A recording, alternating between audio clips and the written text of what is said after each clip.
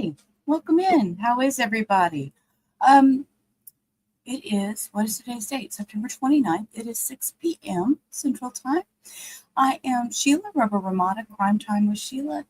We're just going to jump into it today. I have had a very long day. I've had mom at the doctor, and y'all know how dementia patients are with going to the doctor. Sometimes it doesn't work out well. So I've had a very, very long day. So with that, I'm going to jump right into the stream. We're going to watch closing arguments for Mississippi versus Jeffrey Spence. And we're going to get right to it today. I'm not going to dilly-dally around. Hector stayed home. There might be a little guitar playing in the background, maybe some zombie killing. Who knows? We'll see. Anyways, with that, let's jump in. And here we go. Sit for about 40 minutes. We'll have a little, if you need a little break then you want to leave at that time, you can, then be prepared to sit for about another 45 minutes to an hour. I don't want anybody coming and going when the attorneys are making their closing arguments. So, and then you'll have about another. So don't get up and leave during the closing arguments. And Mr. Bailiff, once they start their closing arguments, don't let everybody come in until they have a break, okay? I don't want to be any eruptions, all right? Your Honor, I'm missing an exhibit. I didn't get it. I promise. 36. 36.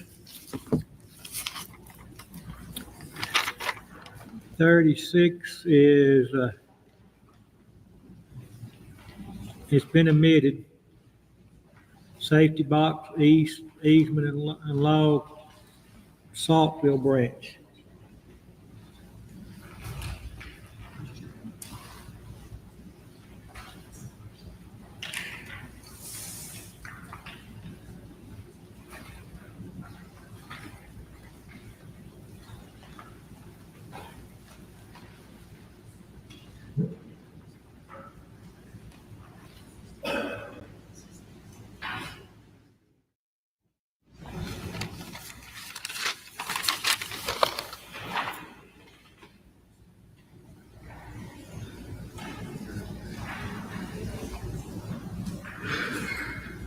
You find it?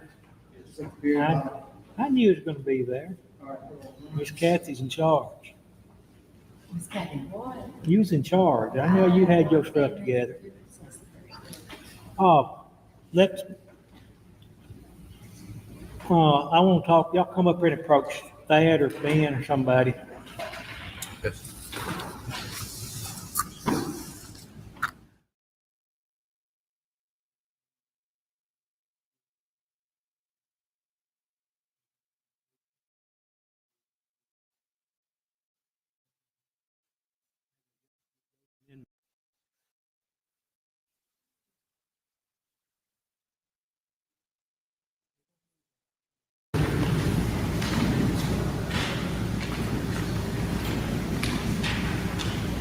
I'm not rushing anybody, but are you ready? Which is sort of like rushing you. We're ready. I need to lay my hand on a couple of exhibits. Let me do this. Let me give you an opportunity between the state's closing and your closing, okay? Jerry's been waiting long enough. Yes, sir. Thank you. And I'll have these instructions available if you want to use them when you close, okay? All right, show the jury in if you're ready.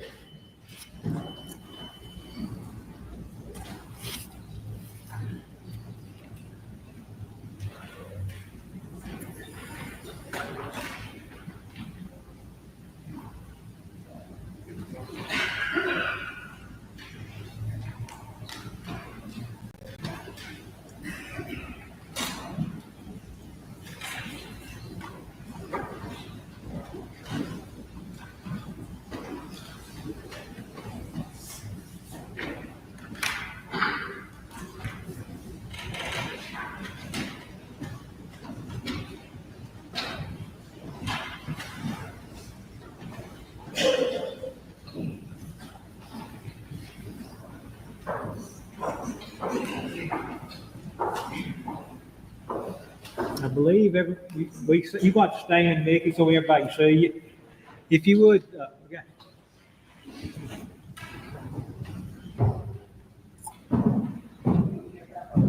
All right. Look like everybody survived the weekend. Good morning, all. Had some good football games. Some turned out the way I wanted, some turned out the way I didn't want anyway.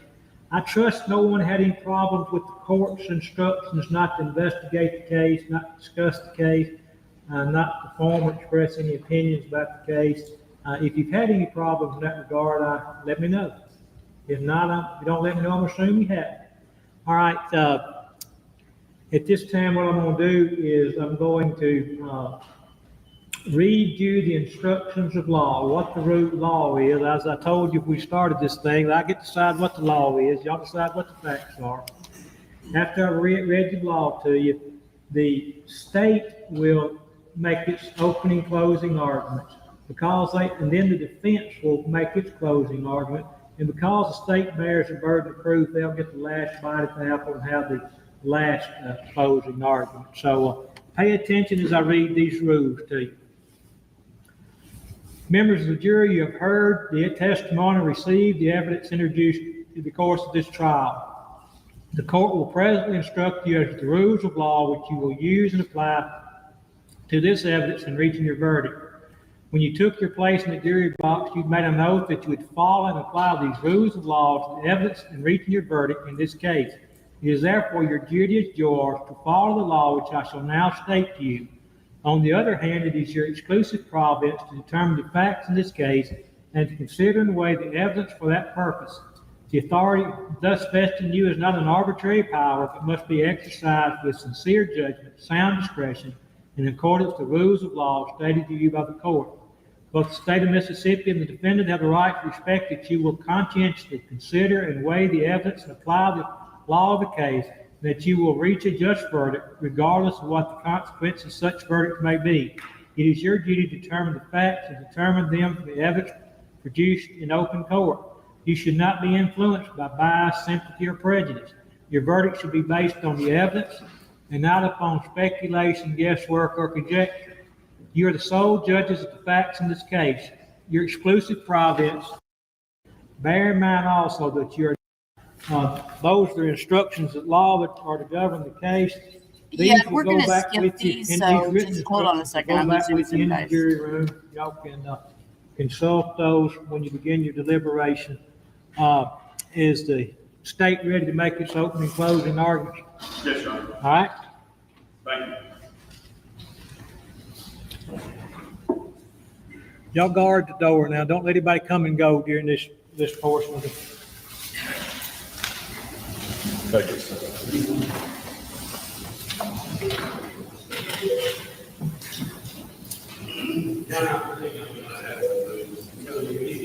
Yeah, that's fine.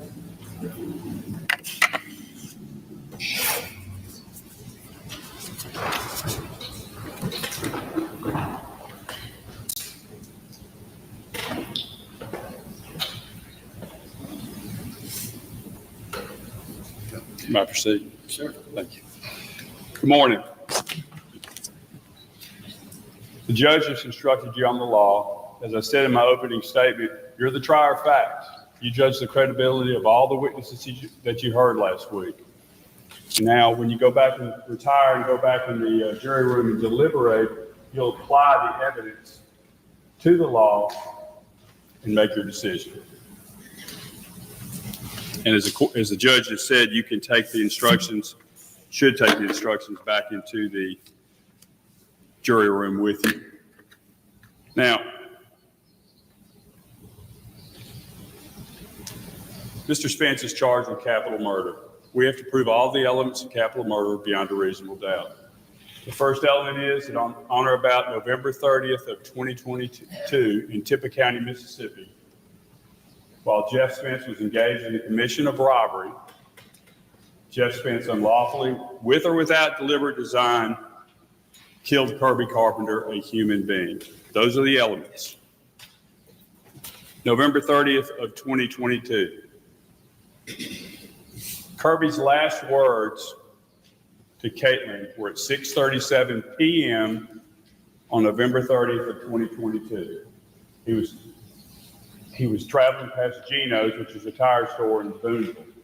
Kirby is never heard from again. You can review the text messages. They're entered as an exhibit, and you will see that there are no outgoing texts or calls from Kirby's phone.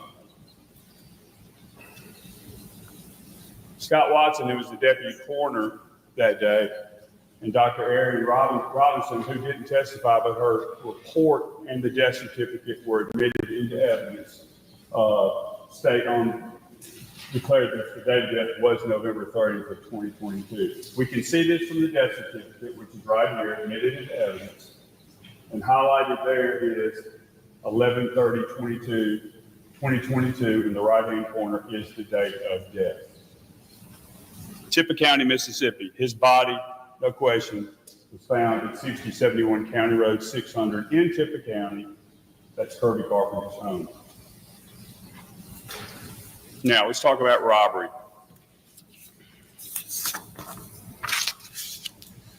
Robbery is just what you would think it would be. It's taking someone else's property by violence using a gun, in this case. A person is in the commission of robbery, even if the robbery occurs after the killing. And the judge read you an instruction that tells you that as long as the state has proved that this is a continuing chain of events, the murder and the robbery, we don't have to prove which one occurred first. So even if Jeff robbed Kirby after killing him, he is still in the commission of a robbery. Now, let's talk about the property. You heard testimony early on in the trial from Bart Adams. Bart Adams is an attorney in Ripley, Mississippi. He knew Kirby for about 12 to 15 years, knew him, did some legal work for him, and he knew him as an acquaintance. He did business with him. He traded gold, silver, and collectible coins with Kirby. He also testified that in his dealings with him, Kirby always carried a satchel. I think Bart called it a man purse.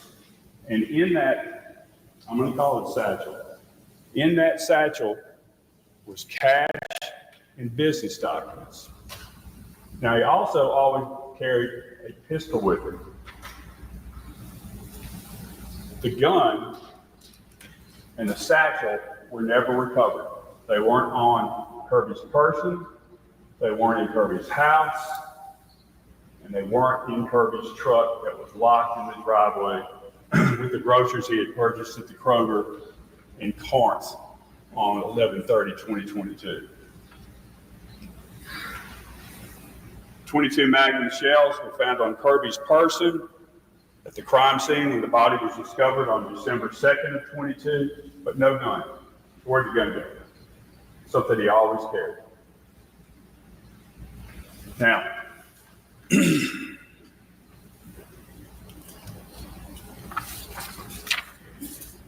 let's talk about the personal property, including the business documents. Where were they found? You got to look to the Chilhowie, Virginia branch of the Bank of America. These pictures have been entered into evidence, and the actual evidence you can take back into the jury room and examine. Now you'll see some, what Mr. Hill calls the commercially packaged items that you can buy on Royal Street in New Orleans, but you also see a lot of loose coins.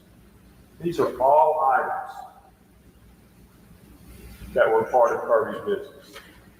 North Mississippi Gold, Silver, and Coin Exchange.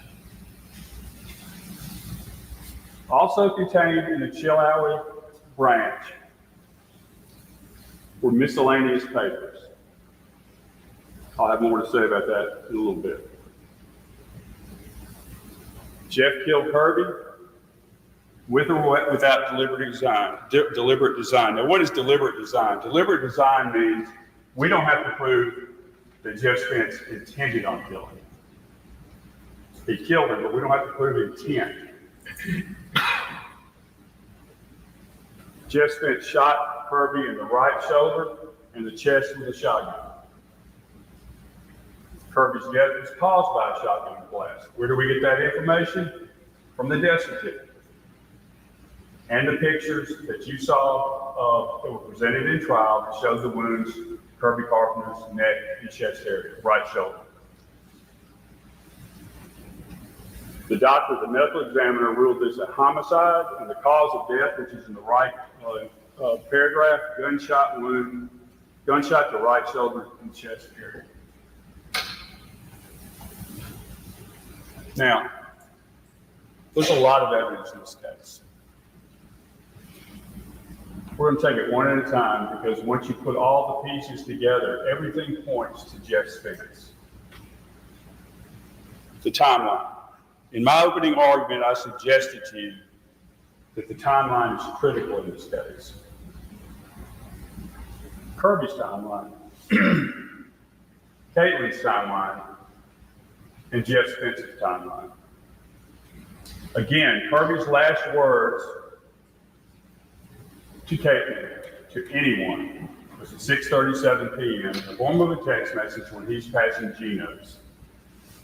Again, here's the text message. You can see it 6:37 p.m. on November 30th of 2022. Where are you? Geno's. Now, if you recall, Caitlin's testimony was that on the night of, actually on the 29th, Jeff Spence suggested to her that she go out with Bailey Ridge, her friend, on the night of 11/30/2022. That didn't work out because Bailey had her baby, her husband was home, whatever. They did not get together. But Jeff suggested they get together. Yeah, that's just why. Because he did what he had to do. We know where Caitlin was. We know Caitlin was at Walmart in Boonville. And we know she went to the parking lot. And how do we know that? Because we've got video evidence that's been entered into the evidence showing her at the Walmart parking lot, and she stays there until 7:52 p.m. Her testimony was that after she left, after breastfeeding, she went to pick up Chinese food and then headed home. 15 to 20 minutes to Kirby's house, where she lived. So that puts her, even if she's speedy picking up her Chinese food, that puts her home about 8:15 p.m. Kirby was murdered approximately 7 p.m. Now,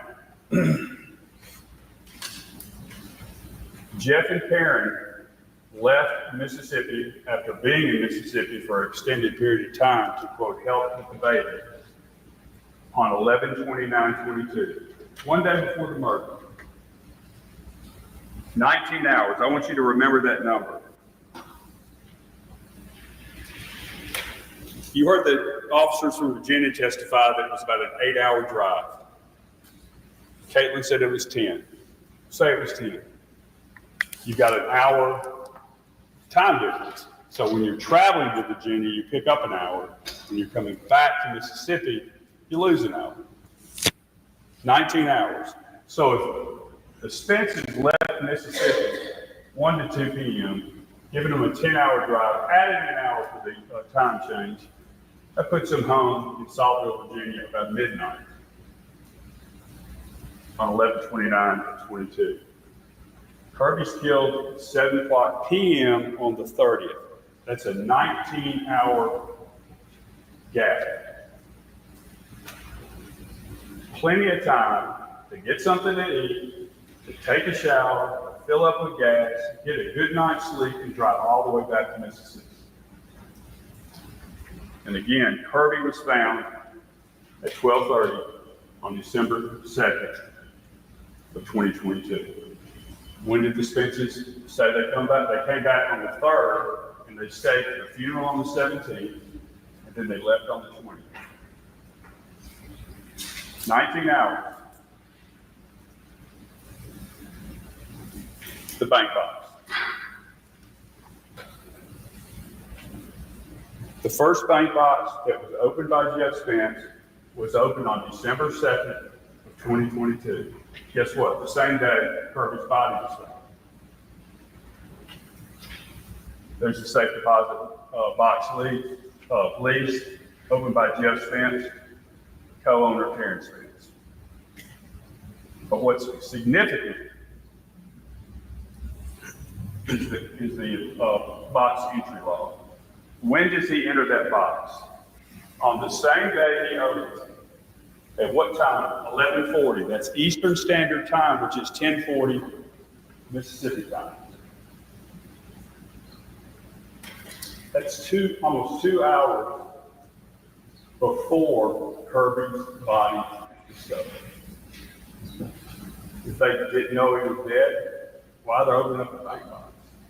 And Mr. Hill made a big deal that, hey, you open up a bank box, nothing unusual about going into that bank box. But if you look at the Saltville branch documents, that box was opened up on December 12th of 2022, and the contents are in evidence. He doesn't enter that box until June of 2023. Why does he go into that box? On the day that he opened it, 2 hours before Kirby's body was discovered. Well, on December 4th of 2023, pursuant search warrants obtained by Virginia law enforcement, what do they find in the Chilhowie branch box? Number 11. This. And more importantly, more incriminating, not commercially valuable, is a check to David Barnes.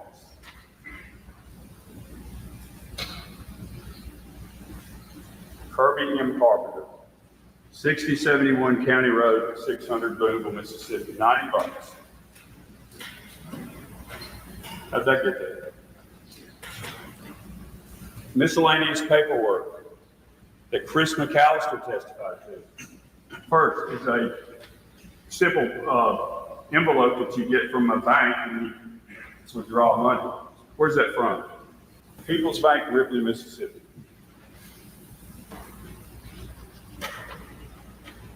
Bands are used to band money together.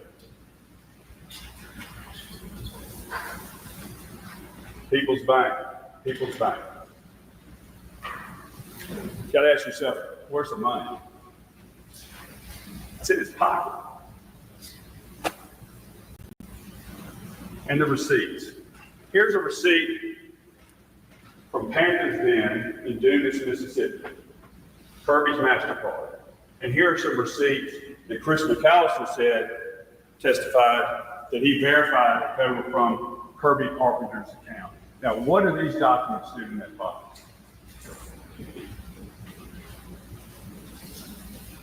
Because Jeff Spence grabbed Kirby's satchel and left. Testimony is that this satchel contains business papers, documents, and cash. All that's found in the Chilhowie box. The confession.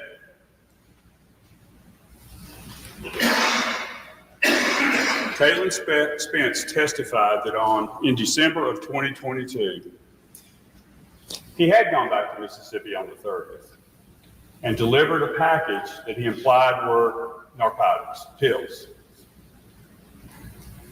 Placed them in the shed, I believe, underneath the bucket.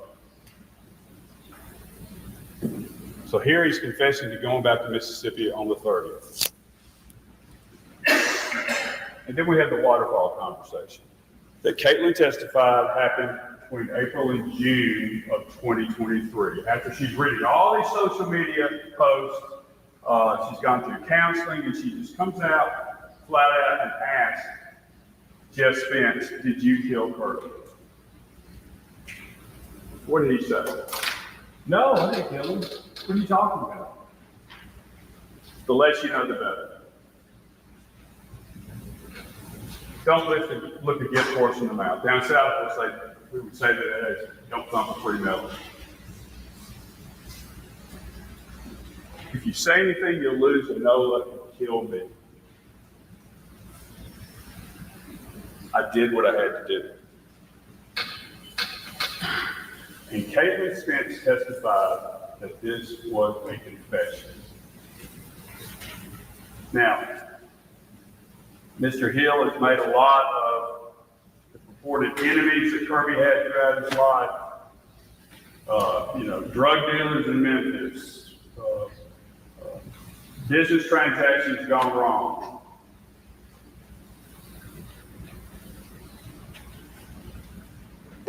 And all the people, Caitlin could have said, "Hey, look, he was dealing drugs with Joe Blow in Memphis. He killed him." Who did she point her finger at? The guy that confessed to her father, his own daughter.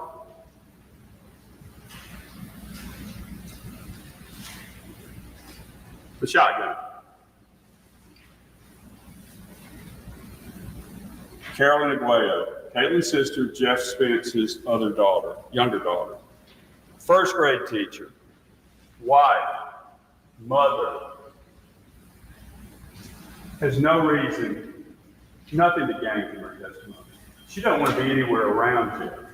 She don't want him to know where they live. She doesn't want him to know how many children she had. And he made the statement to her while watching TV that if he had to kill someone, he'd use a shotgun.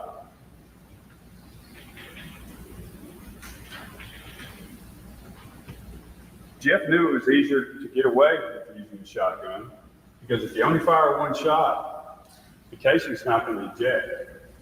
Chris McAllister testified that it was a single shot from the shotgun.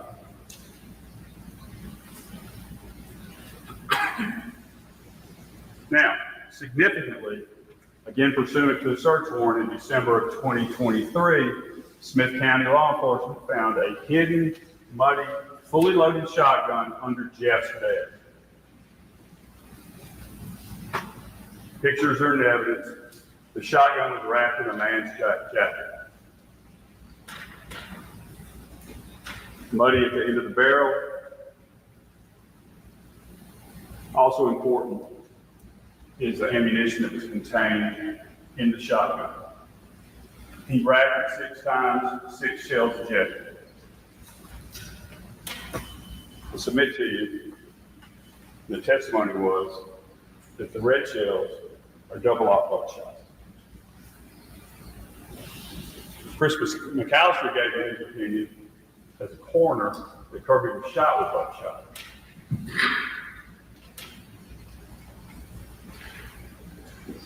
Jeff's phone.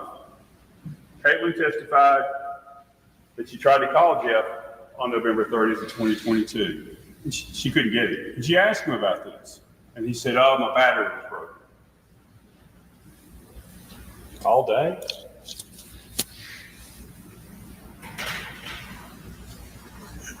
What was recovered in A1 storage was labeled a Faraday bag. You heard testimony what a Faraday bag is used for. Put your phone in there, nothing's coming in, nothing's going out. Easy way to hide your phone. Carolyn's testimony. What did she say about phones? She said that when Jeff had to cross state lines, he would give his phone to his wife so he couldn't be detected. You see a pattern here?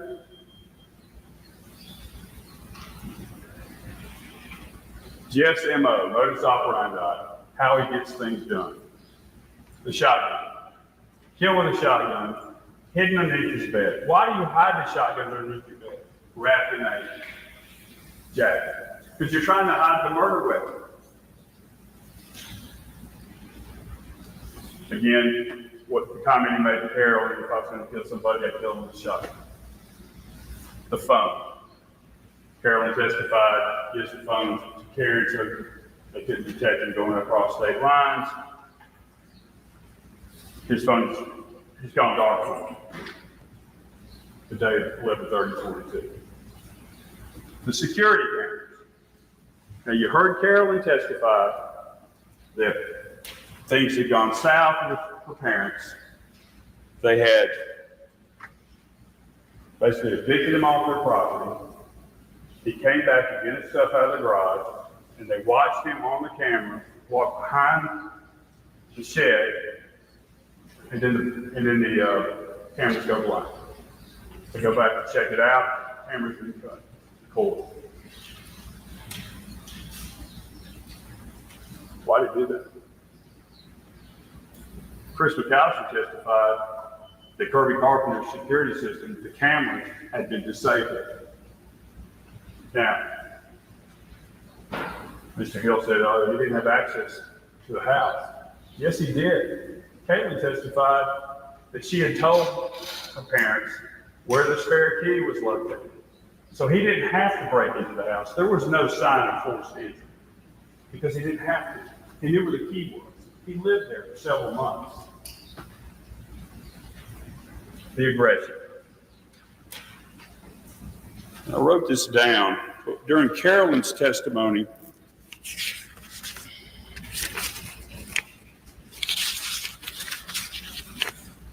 when they met at McDonald's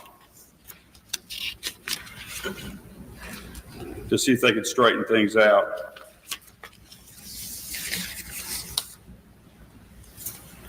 these are Carolyn's exact words. I saw an anger and a violence in his eyes that I had never seen before. I saw an anger and a violence in his eyes that I had never seen before. That's Carolyn's testimony. Someone has nothing to gain by being there. Caitlin testified at the waterfall, her father had never talked to her like that. He was angry.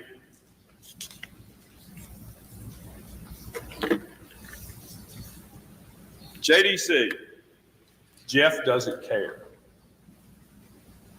A text from November 5th of 2021, about a year before Kirby's murder. Jeff says, you hire the talent.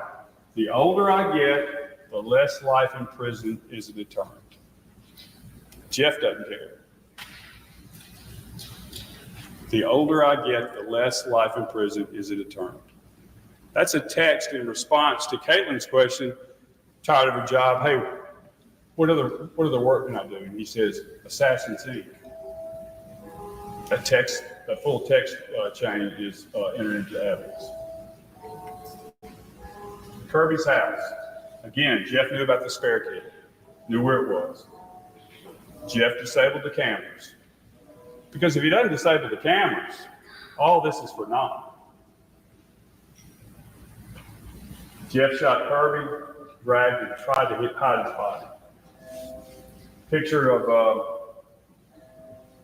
Kirby's house in County 600 in Tippah County. Picture of the carport area. Looks like there'd been some kind of scuffle. And I say that because behind that white garbage can were found Kirby's house keys. Mud on Kirby's pants from being drugged.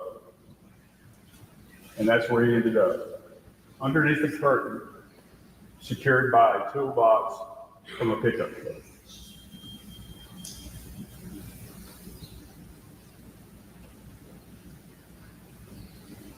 Now, Jeff's alibi. The court has instructed you that's the state's burden, and we accept that burden, to prove that Jeff Spence was in Mississippi. And I just went through the litany of evidence that shows that he was in Mississippi. So we've got that burden, but let's look at the alibi. The alibi is based on one text, supposedly from Karen Spence to Caitlin. One text. About to cook hamburgers. Dad worked really hard today. The hounds are on the porch. That message. That brings the obvious question. Where was Carrie? This is an unverified, unsworn, self-serving text message. Anybody can grab a phone, go into another room saying, hey, I'm having fun in Alaska. Why didn't Karen Spence come into this courtroom, be sworn in by the court reporter, sit down and testify under oath? I sent that text message. I was in Virginia when it was sent, and my husband, Jeff Spence, was with me. Where was she? I don't know where she was, but she wasn't here. Now, if you're accused of capital murder, and you're claiming you were somewhere else, and you see the number of just miscellaneous documents that are in all these bank boxes. It's almost like you hoarded receipts and things. Where are the receipts? Where's the receipt from the gas station where he filled up with gas in Saltville, Virginia on November 30th of 2022? Where's the receipt saying you bought a Coke and some naps? Pardon me.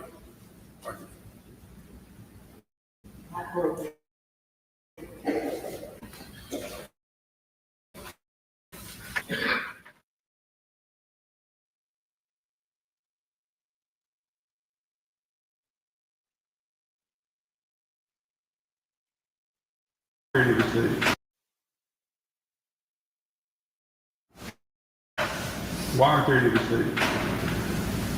Because he wasn't in Saltville.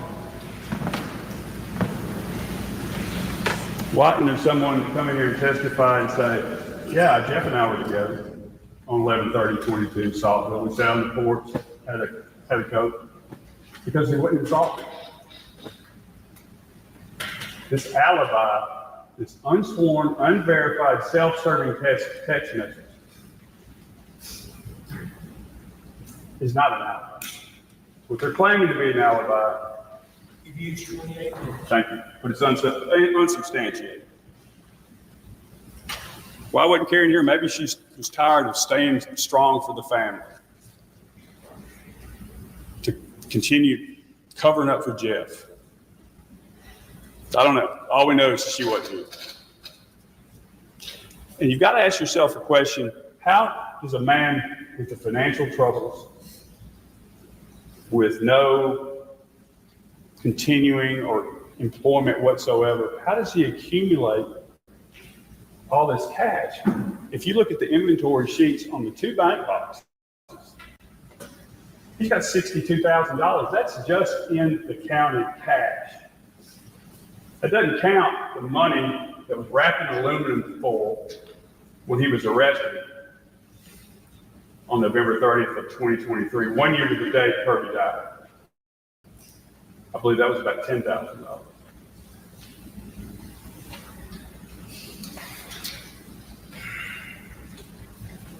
He claims that he deals in gold, silver, and valuable coins. Is there any dealer that came in here? He said, yeah, I'll show you.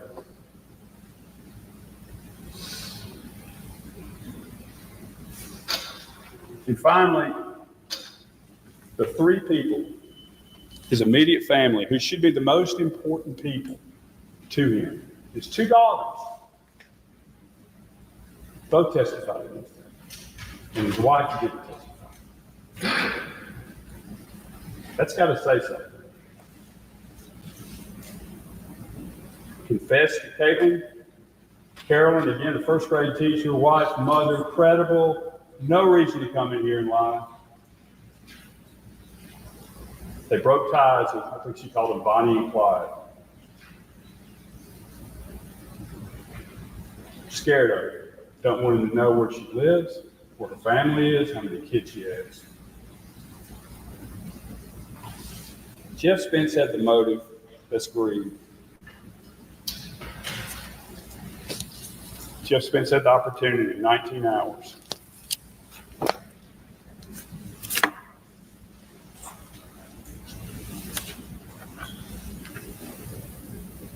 Jeff Spence took this man away from Maddie Jane, his mother, his sisters, Casey and Wendy, and most importantly, his 2 children, Towns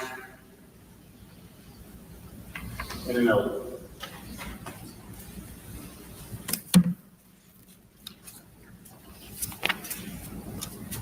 Jeff doesn't care. Prison's not a deterrent to him. A deterrent to what? A deterrent to murder. He's guilty. Find him guilty. Thank you.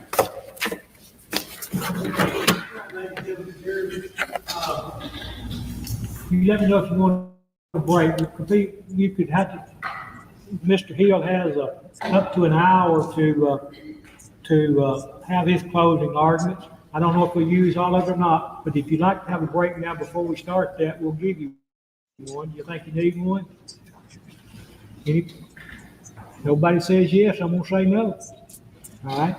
You may make your closing argument for the state. I mean, for the defense. Okay, closing arguments on the defense side now.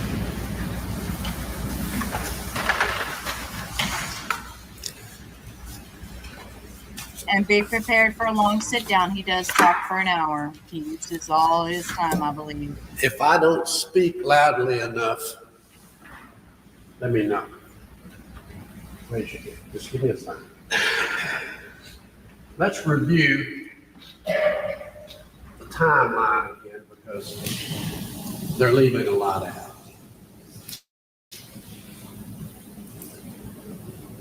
The Spence baby was born, the Carpenter baby, Noah, was born on July 23rd, 2022. From that day forward, Jeff Spence and Karen Spence, either both of them or one of them, was in Tippah County, Mississippi, helping Caitlin learn how to be a new mother, taking care of the baby. I think Karen Spence was here almost the entire time, the entire 4 months. And Jeff would be here, go back, take care of their place in Virginia, come back, go back, and did that entire 4-month period. On November the 29th, that's a Tuesday, they both returned to Virginia. And that's a 10-hour drive. Unless you are going a lot faster than you should.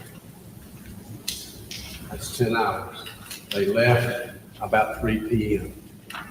That's an evidence. 3 p.m. on Tuesday the 29th.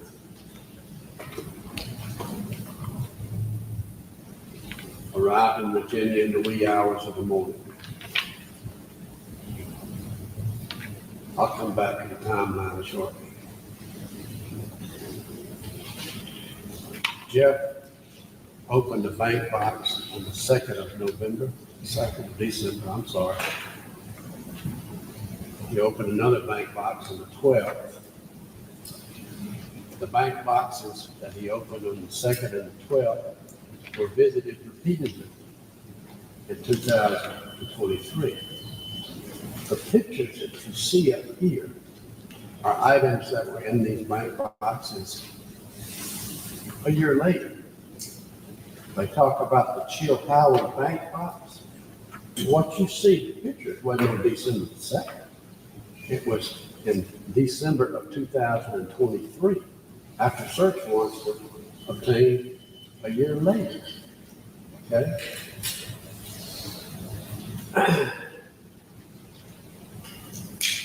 The government claims, I told you when we started, the government claims things that they can't prove. They can't prove that Jeff Spence was in Mississippi on November the 30th, 2022. They can't prove that he was at Carpenter home. They can't prove that he did anything. There's no proof. No hard proof. There's nothing. No scientific evidence. Nobody saw him. He came all this way, did all this stuff, and nobody saw him. Now, on November the 30th, which is Wednesday, he was, in fact, with his wife at their home. And bear in mind now, they haven't been together in this home at that point for 4 months. She's been here in Mississippi. He's been coming and going. This is their first night, their first dinner as a couple in their own home in 4 months. Now, how do we know he's there? Well, 2 reasons. Number one, Karen and Caitlin have a text exchange. We all know what that is. We've got a cell phone. We write back and forth. I do it with my daughters tonight. You know, just casual checking in sorts of emails.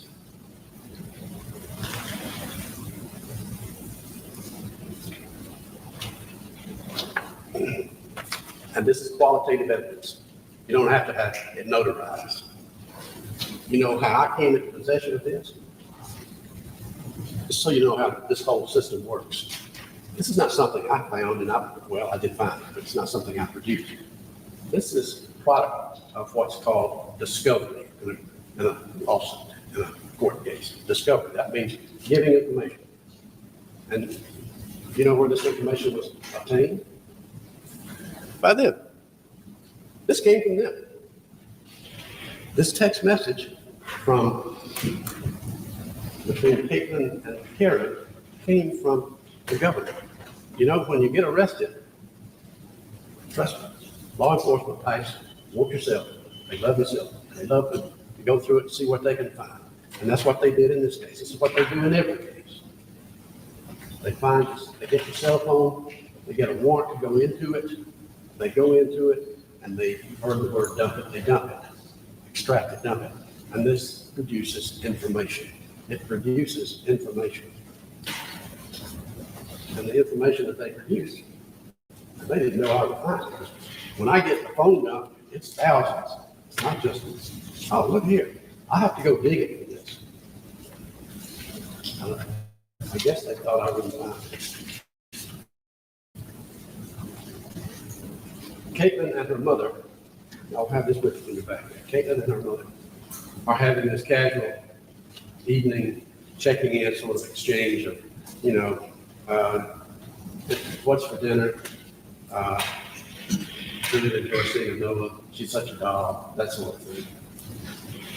And then Karen says, Dad and I are eating hamburgers in a few minutes. He just got up and took a nap. He worked hard today, inside and out. The hounds are back.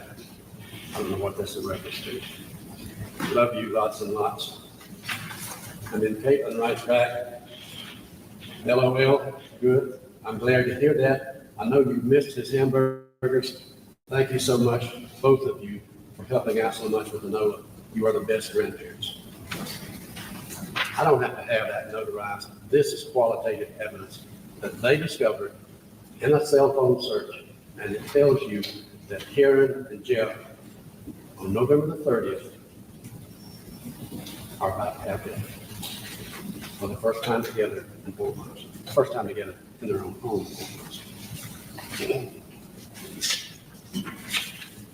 I'll help you understand how to read these things. If you look at some of the small print on this text message right here, you will see that it was sent on November the 30th, 2022 at about 8 p.m. I hope you pay attention. When I had Caitlin on the witness stand the other day, she didn't know I found this. I don't have to tell her what I found. They had to give me the phone number, but I don't have to tell her what I found. I can bring it up in court, which is what I did. And when she was sitting right there, and I started quizzing her about this, she was paying attention to how it worked. She was stunned. She didn't know what to say. And when I asked her, it's kind of difficult to kill Kirby Carpenter in Mississippi. on November 30th, 7 to 8 p.m. And be in Saltville, Virginia, having hamburger dinner at the same time. Isn't it, David? Isn't it difficult? You remember, all she could say was, all she could say. This is a quote. That's what it said. The only retort to my question, how do you explain killing somebody in Mississippi and being in Saltville, having dinner with your husband? Well, that's what it said.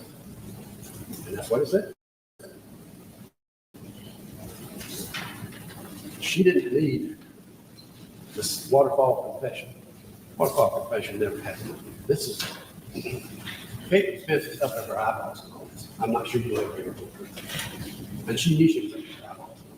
She was the first one investigating. She was the first one to lawyer up. And what she did in April of this year is to get herself some relief. And you don't get relief from the government just because you want some relief from the government. You've got to give them something. And so she makes up this story about a waterfall confession, wanted to hear it from her father. And she knew on November 30th, 2022, exactly where her father was, exactly where he was on November 30th, 2022. Because on that day, she was communicating with her mother about hamburger dinners they're fixing to have. And then Caitlin says, I know you've missed his hamburgers. She knew where her father was on November 30th, 2022. She didn't have to go ask him. Never happened. She's making it up.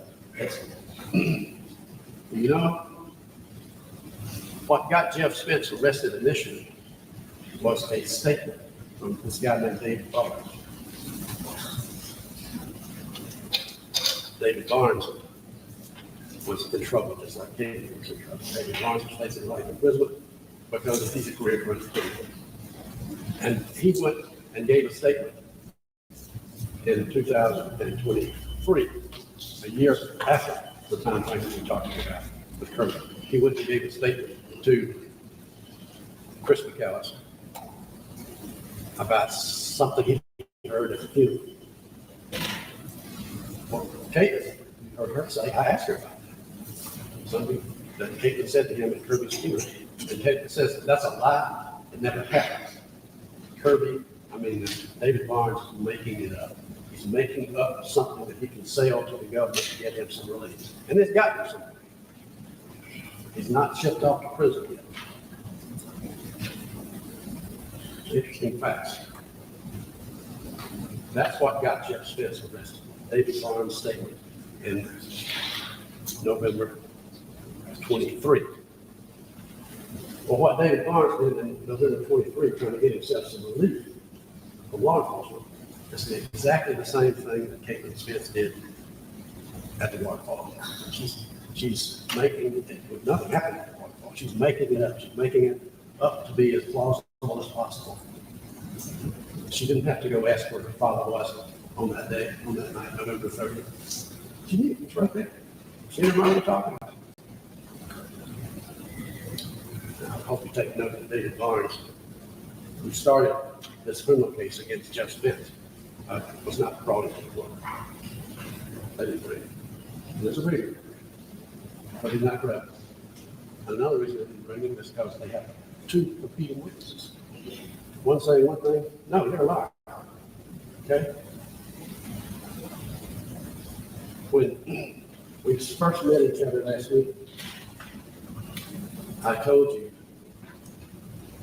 to make sure that you make the government prove its case beyond a reasonable doubt. Make sure, make them prove that Jeff Spence was in Mississippi on November the 3rd at 7 p.m. Beyond a reasonable doubt. Following the timeline further, they want you to believe, I told you, that they concocted this theory that Jeff,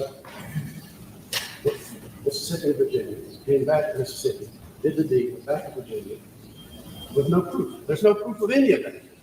None, zero. Is that beyond a reasonable doubt? And to follow up their preposterous, foolish, almost period.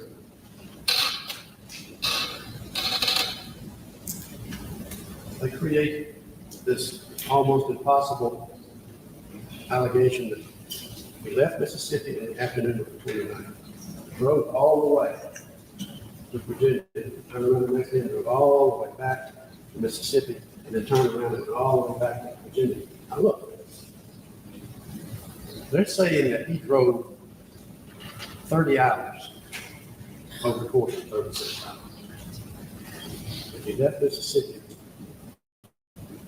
3 p.m. on the 29th, drove 10 hours, he got to Virginia in the wee hours of the morning.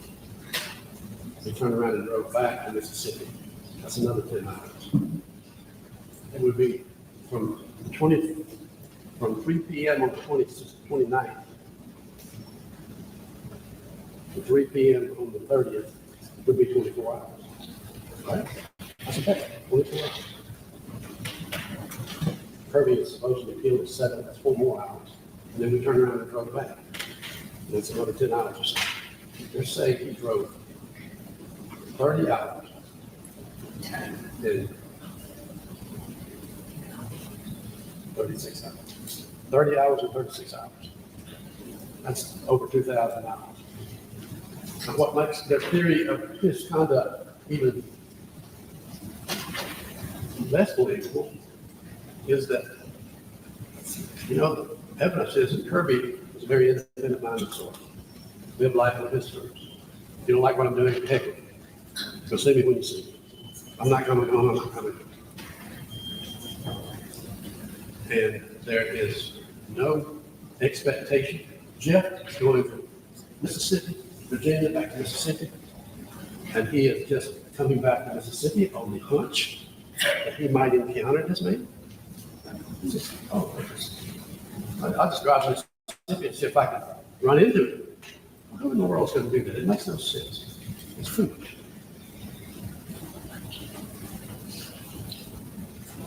So the notion that we did that, it's not plausible. It's not credible.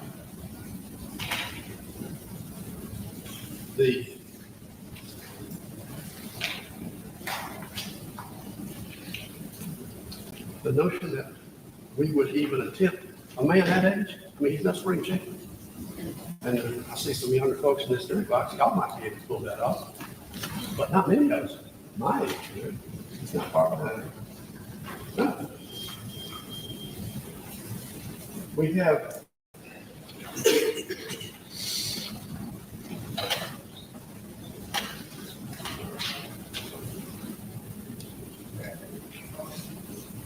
several items to talk about. Please bear in mind that a search warrant was had on the Jill Howie bank box on December 2nd, 2022. Mr. Miller has shown you also photographs. Those photographs are from December 2nd, 2022. Those photographs are from a whole year later. They don't have any proof as to what was open in that box on December 2nd. You just open the box. There doesn't mean anything. It doesn't, certainly not what you saw on the screen. And then the next december 12th, 22.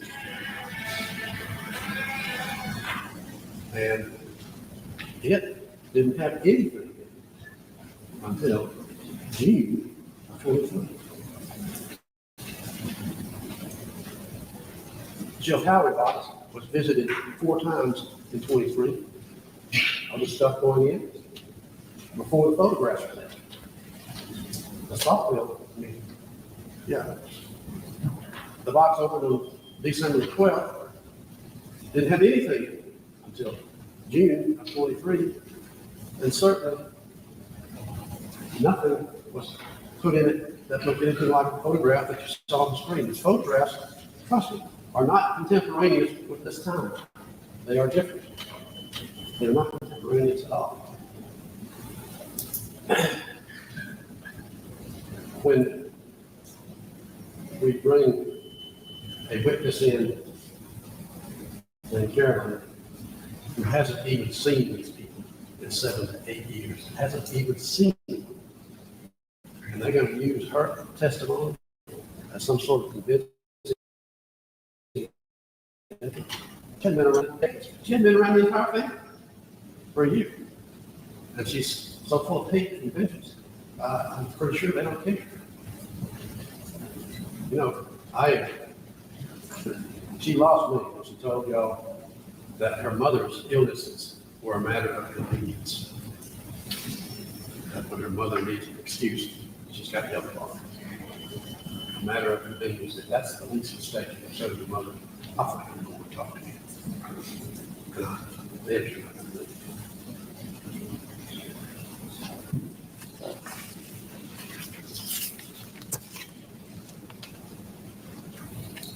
They haven't proven anything in this case. They haven't proved our presence. They haven't proved our any conduct at Kirby's house. They haven't proved that we got in the house. They haven't proven that we committed a robbery. What we robbed? They haven't proved any robbery. They haven't proven anything. They haven't proven that there was any attempt to go into Kirby's safes. No damage, no dent, nothing broken, no lock picked.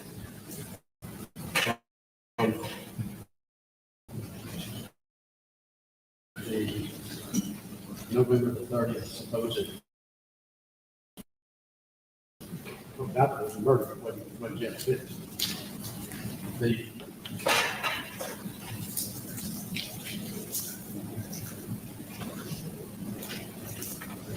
I haven't figured out yet, I've been sitting here for a week, I haven't figured out yet what exactly they claim was taken on November the 30th, the day that Kirby was murdered. What do they claim was taken? Do they honestly want you to believe that all this stuff right here, all this stuff that Kirby's killer killed him at 7 o'clock and loaded all this up before Caitlin got home at 8:15? That's what they say. I don't believe that. That's what they say using their timeline. All of this stuff. No, this is evidence of accumulated activity over the course of a long time. Remember, I had Mr. Johnson, the young investigator from Virginia, on the stand for a couple of hours, going through every item in that box, and that box, and that box, and that box. Every item. And every item in there, they showed some loose coins. There weren't any loose coins that I saw the other day. I asked him about loose coins. He said, they're not loose coins. They are commercial property. Move it to see it. You can look at it yourself. Individual silver piece, silver dollar, or whatever. And it's packaged in a hard plastic container that could be bought. I always say royalty because I have bought stuff there myself when I'm in Portland. But you can buy it, you can buy it in Birmingham. Anywhere where there are products that make you sold. Mr. Johnson was asked, have you seen any evidence, Mr. Johnson, of when Jeff Spence came into possession of these items? No. Couldn't say. Could have had them for 40 years. Could have had them for a year, 2 years. Who knows? They don't have any proof. They just, I told you the other day, they're just trying to squeeze whatever evidence they can and make it as punitive as possible against Jeff Spence. Trying to put, I use the analogy of trying to put a square peg into a round hole. They've been doing that for over 10 years. And they're always going to catch it. They want to catch everything they do. It's a government tendency to make it as bad sounding, sinister sounding as possible for the accused. And the example that I'll use for you, if you look at they make out a term when they do evidence. They have a link. There's only a few secrets. And they accuse Jeff Spence of possessing on the day that he was arrested $8,200 counterfeit money. Well, that sounds pretty bad. $8,200 counterfeit money. He didn't have one red cent. He saw me have Mr. Johnson. Let's look in this bag. Let's open it up and see what's in here. Remember that? When we opened the bag with $8,200, It's supposed to counterfeit money. Well, it wasn't counterfeit money. It's play money. It says it, you look at it, it says it right on the document itself. Flip it over on the back side. It says,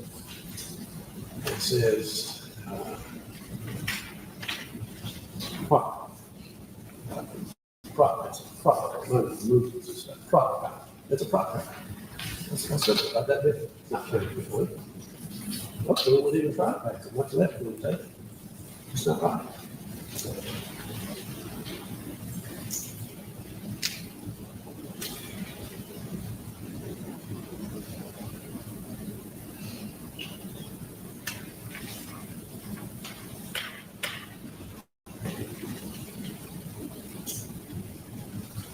If Kirby supposedly, excuse me, if Jeff supposedly brought fuels that Caitlin Spence brought, why would they never find it? Didn't happen. Caitlin's just making stuff up to protect herself. Caitlin's making stuff up to shift the blame. She's making stuff up to earn her freedom. She's free. She's happy. She is a free person with her daughter. They say I blame her. I might have done it myself, but that doesn't mean she gets to pass it off to somebody else, which is why she's not.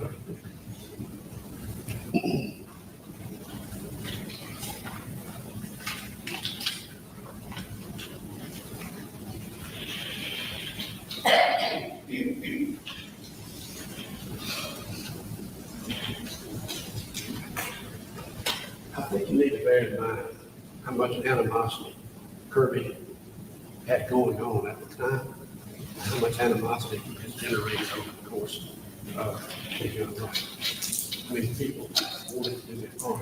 How many people threatened to shoot him in the face? Not just shoot him in the face. How many people wanted to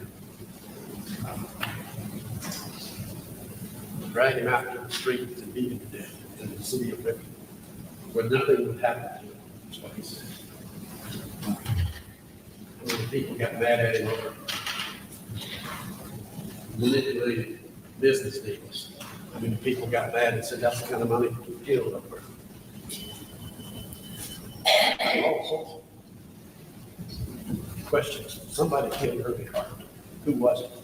Have they proved to you beyond a reasonable doubt that it's Judge Gibbs? No, they don't have any proof at all. Besides, I just showed you. On November the 30th, at the time he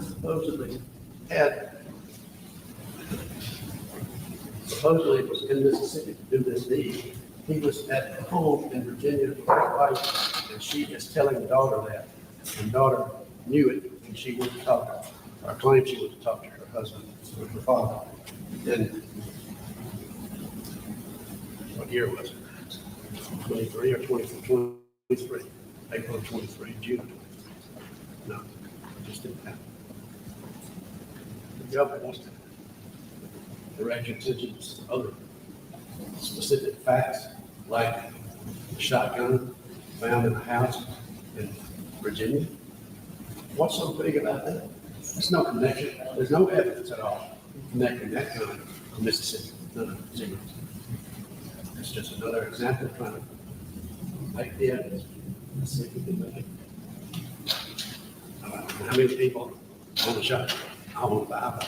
So there's nothing wrong with owning a shotgun. Nothing wrong with putting it wherever you're going to put it, back, whatever you're going to do. We approach them.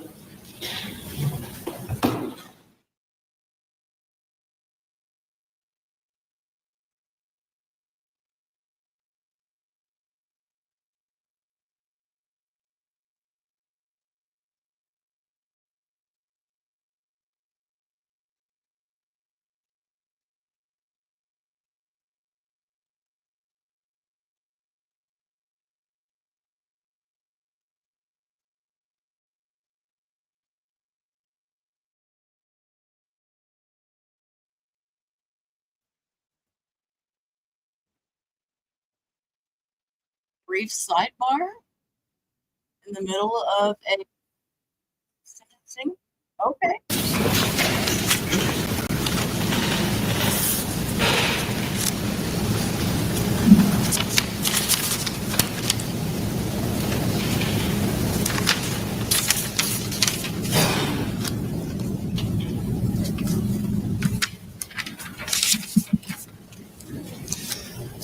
I told you that you should pay particular attention to Caitlin Spence and her effort to get out of trouble and whatever she said about her father, and analyze these facts carefully as to her. Kirby was a drug dealer, and she was right there. Okay. Kirby sold methamphetamine, she was right there. Kirby sold pills, she was right there. Drug dealer, trust me. 50-year lawyer. There's a lot of violence associated with drug dealing. And she was right there.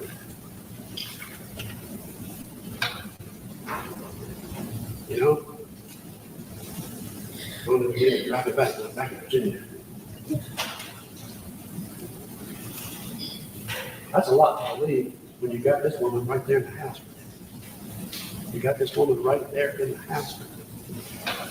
And not only do you have her right there in the house with you, but they had a history that wasn't always flowers. It wasn't always positive. She told you, other people told you, Kirby was a difficult man. He had temper. He had a tendency to violence if you didn't agree with the way he wanted to live. Kirby was emotionally abusive to her. When I say emotionally abusive, I'll come on if I want to, but if I don't want to, I'm not going to. And if you say anything, I'm liable to give you a black eye. And he did. I don't believe Caitlin was happy in that relationship, and I think she's glad it's over. And one of the things that I found interesting that I didn't even know until this case was being heard. Mr. McAllister was on the witness stand, and he wanted to play the 911 tape. And you heard after the dispatch answers the phone, answers the 911 call. Then we have a very emotional, crying, upset young woman. And Chris suggested to you that that was an act. And I suggest to you that it was an act for her to cover her own interest here. Remember what Chris said? A 911 call is recorded. It's recorded before it's answered. And when that 911 call was made, Caitlin wasn't crying before the phone was answered. She wasn't upset before the phone was answered. She was upset when she acted upset when the dispatch said, hello, what's your emergency? That's when the crime started, in that space of time between making the call and it being answered. There was nothing. Caitlin was manipulating the situation. They was trying to deflect attention away from herself, just like she's done with this supposed waterfall story. She done no water in view of her discussions with her mother on the night of November 30th, 2022. Dad and I are fixing to have a hamburger at the same time that Kirby supposedly being killed. Just doesn't watch. Doesn't hold water.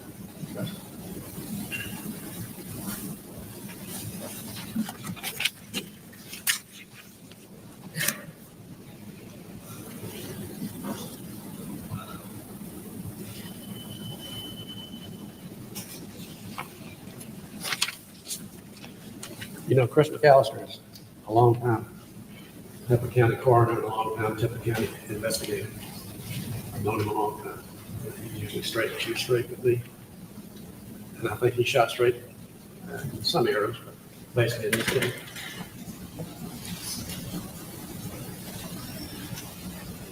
I don't recall anything from his investigation, what he did, that in any way connects Jeff Spence to here, to this case, to this murder on November 30th, 2022. Chris did all this investigation, and I can't think of a single fact that he could testify to that points the finger at us.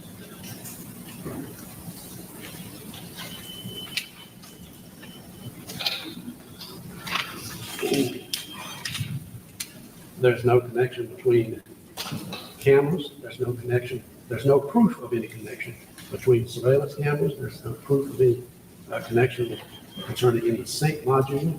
There's no proof of any connection between any attempts to steal money from inside safe. There's no proof of any connection between any supposed hard evidence, scientific evidence, forensic evidence.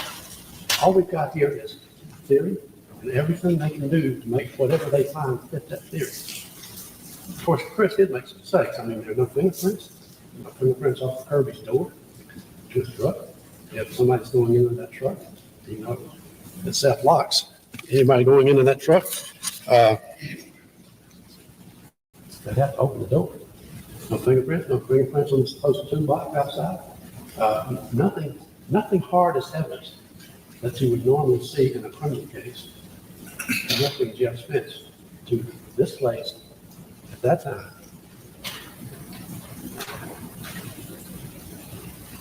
That day, that time, nothing.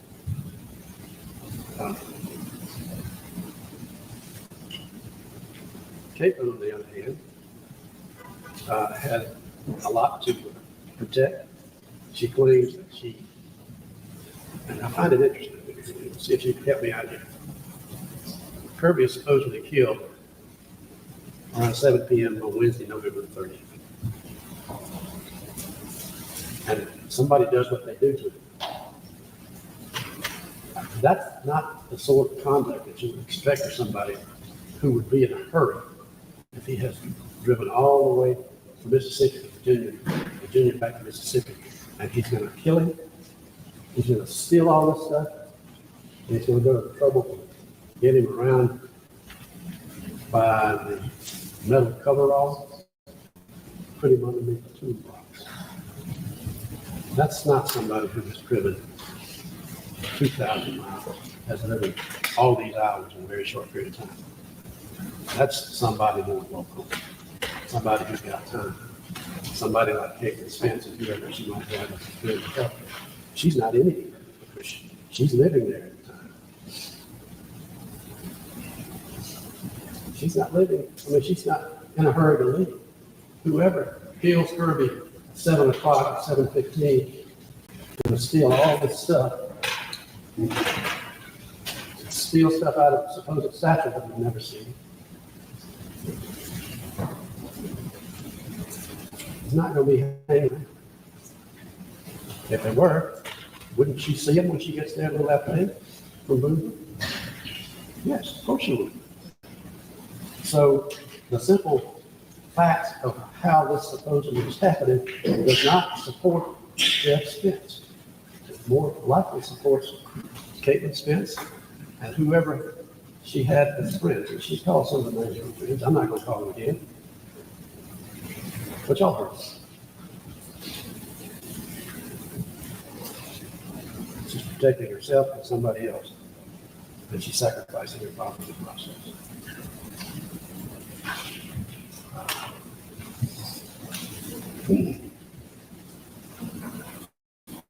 There he is. Well, I'm not making it. Don't want to waste time. Kirby Carpenter had a habit or practice, I'm not sure it's a habit, practice of, he owes me money, so he writes me a check. And I say, can you cash this? I give him the check back, and he cashes it for me. I put the cash in my pocket, and off I go. That check handed back to him that he had written becomes a receipt. It's like a receipt. And that check to David Barnes was dated April 21st, 2022. It's here from the book. All that check proves is this, that at some point after April 21st, 2022, at some point, Kirby and Jeff did business. Jeff was there a lot. After August, he was there almost all the time. They did business together. And they had done business before then.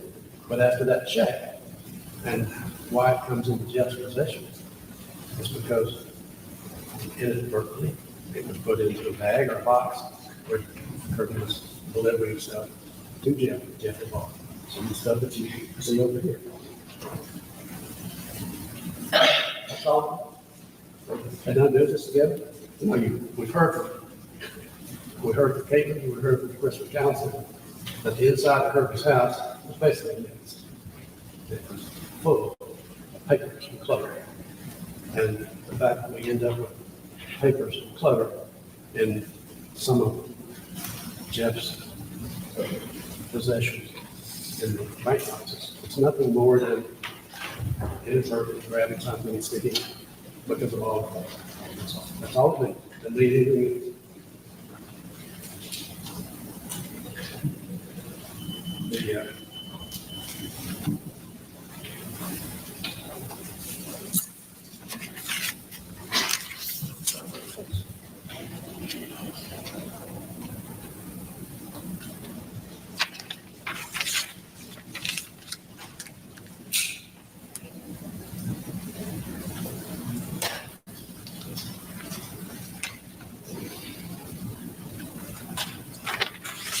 there is no connection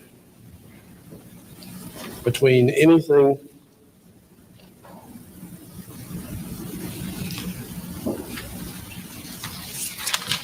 that the government claims that we did that they have proven beyond a reasonable doubt. All right. And remember, there were plenty of people who wanted to do Kirby.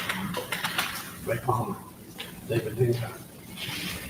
Remember the guy who, Adam Gates, chased him down in Google, assaulted him in a parking lot with a gun. Memphis, Biker, Nashville, Diamond guy. All had reason to want Kirby gone. Drug dealing in and of itself. This is not to raise your eyebrows.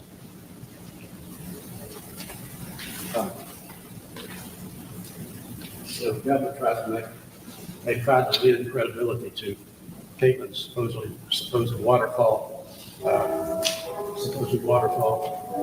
confession, as he calls it. And I just don't. I have a two-layered response to that supposed waterfall happening. The first layer is it never happened because she knew where he was. The second layer is, assuming that it did happen, what she said is not nearly as telling as they want it to sound like. It didn't happen. But you know, I have two daughters, and I can imagine if either one of my daughters was living life with Caitlin's reality. I could end up saying something very similar to it myself. If I had a daughter who was living with a drug dealer, involved in drug dealing. If I had a daughter who was living with a man who had people engaging in high-speed chases, Adam Gates, for example, chasing my significant other down, assaulting him with a gun, I had a daughter who was living with a man who was emotionally abusive, wasn't committed to the relationship, show up when he gets good and ready. If I had a daughter who was married to a man, or living with a man who had propensity to smack you, if you had anything to say, leave marks on you, black eyes, bruises. If I had a daughter who was living that reality, I could very well see myself saying, look, honey, you got your daughter. You got a lot to do. You're out of a bad situation. You're no longer living with people who are doing what this guy was doing to you, what he was doing to make a living, what he was doing to make money. You're exposed to high misconduct. Don't look a gift to us the mouth. Move on with your life. I can hear myself saying that. Sure as heck. And I think a father that would say that to a daughter would be a good father. It doesn't mean what Caitlin did, but it never happened because Caitlin knew exactly where her father was on November the 30th. 2020. He was at home with mom. First time they had together a dinner at their own home in 4 months. Spent the day working. Took a nap, took a hamburger. You'll see it right here. This is digital proof. Your cell phone, you know, that little guy follows you around. And he's recording evidence when you don't think it's recording. It follows you around, recording evidence. And to the extent that Caitlin says, or they want to make out like Caitlin says she can't get in touch with her father on November 30th. Battery's broken. Whatever. This little guy's not to be denied. And I don't, if that were in fact the case, let me tell you what happens. Let's assume that my battery's broken. And you can't call me. That's my phone's not working. It's not answering. Or let's assume that, like I do every Friday night, I turn the dead hand thing on. It's off. Well, it's off only to an extent. Because if this little guy is not really everyone, you're calling me and my battery's broken, and you leave me a message, and you call me again and leave me a message. Those messages don't go into outer space. When this phone is powered back up with a battery, or I turn it back on, you know what happens to those messages? You got 100. They come flooding. They come flooding. They're not going. They come flooding. And if Kate called today on November 30th, now we should believe there's something sinister's going on because I couldn't get in touch with him. If you left a message, it comes through when the phone is battered up or turned back on. And we don't have any such evidence because it didn't happen. She's just trying to bolster her claim. They're trying to bolster their evidence. They're trying to make stuff better.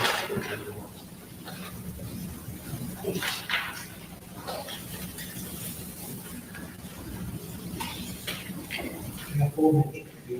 That's all? Thank you.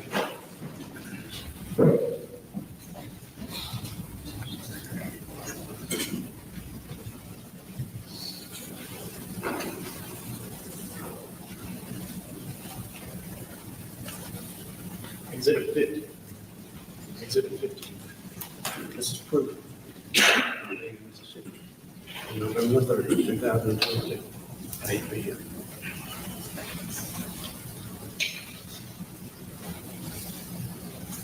This is nothing more than foolishness.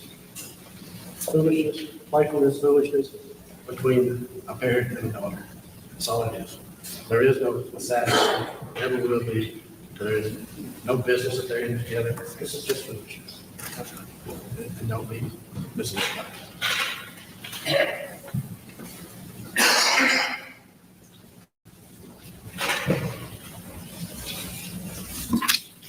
You've got all the returns, the entry log, one bank box, another bank box. Just bear in mind that those boxes were visited. This was 2, 4, 6, 8, 9, 10 times in 1 year. This one's 4, another one's 7.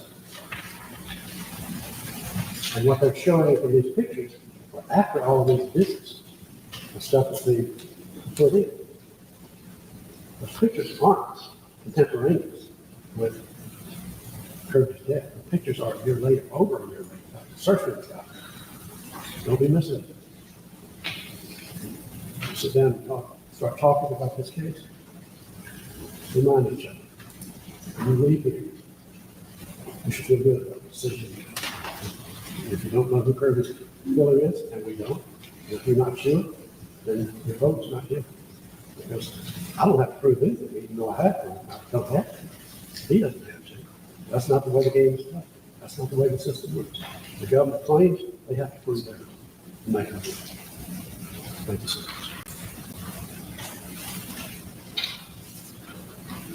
I'm done.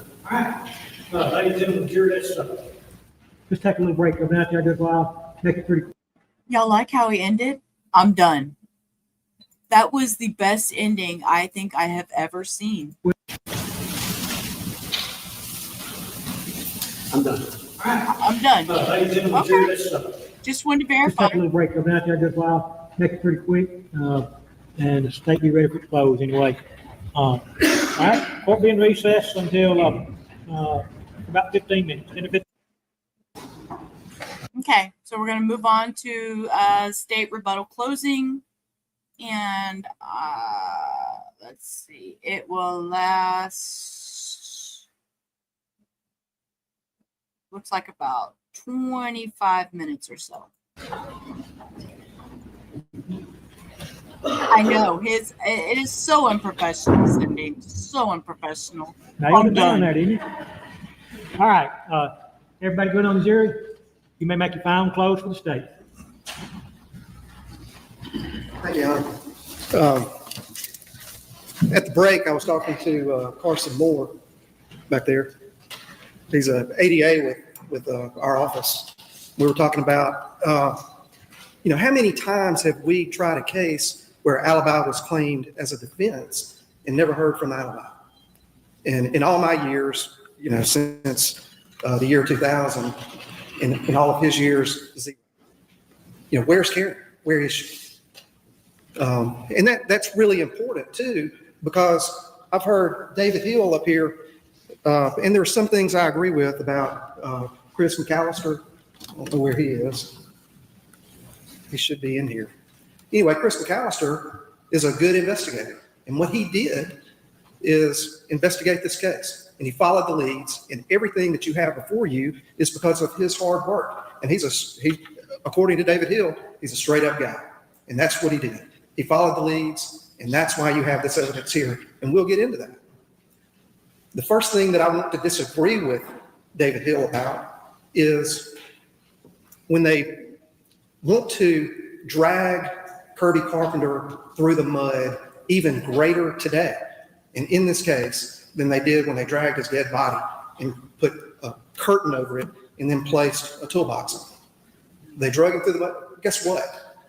When Enola was born, Jeff Spence and Karen Spence were there for 4 months. In October, you heard testimony that they all went up to Pennsylvania to meet the family up there. Does that sound like a drug dealer, that they would want him to go and meet the family up there? Does that sound like somebody that was abusive? And he said he was a good father. Anyway, be thinking about those things. We'll come back to them. Now, I want to disagree with the fact that he called Jeff Spence a good father. This case is a story as old as time itself. It's about the lust for gold and what somebody will do for that gold. And I submit to you that when that text, you'll take it back there, you'll be able to see it. A year before this happened, when Jeff Spence, they're talking in a group text with Karen, Jeff, and Caitlin, and they say, hey, what am I going to do, about work? I want to start a business. Jeff Spence lights the fuse. He lights the fuse and says, Assassin's Inc. And she says, I don't think I could do that. And he said, you hire the talent. Now, that may be fun and games, but you've got to take that into context of his other daughter, Carolyn, who he said was filled with hate. Do you believe that? Do you believe Carolyn, his other daughter, came up here and took the stand and testified to you motivated by hate? She told you that she lived in fear of her father, Jeff Spence, and what he would do to her family and her husband. That moment in the McDonald's when they met, and she said, I saw an aggressive side of my father that I had never seen before, is important because it corroborates what Caitlin said, and that shift. The lust for gold and what people will do. And I submit to you that, David Hill says he has 2 daughters, I have 3.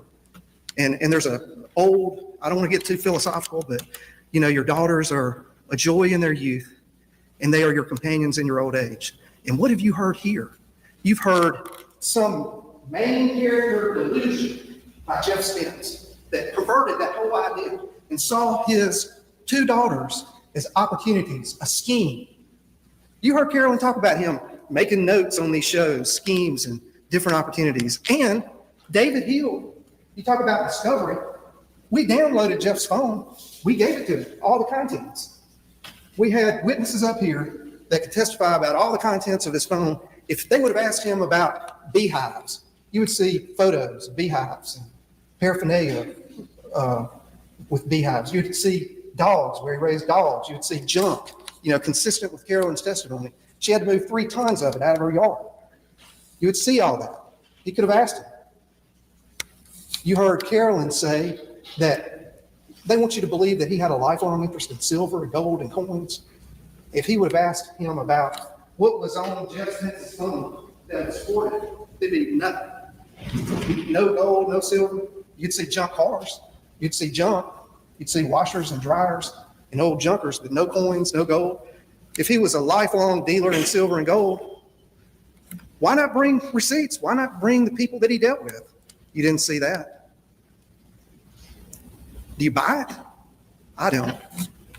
I believe all this that you see, all the valuables that are here that have been kept in the bank vault during the proceeding of this trial because of its worth, has nothing to do with Jeff Spence, who declared bankruptcy, moved in with Carolyn. They bought him a car, gave him a car, tried to get him on his feet. He saw him as an opportunity. Do you believe that she testified out of hate? Or do you believe that she was testifying out of fear? She doesn't want her whereabouts to be known because of Jeff Spence. That text, Assassins, Inc., lit a fuse. And then he wants to talk about the waterfall conversation between Caitlin and Jeff. Well,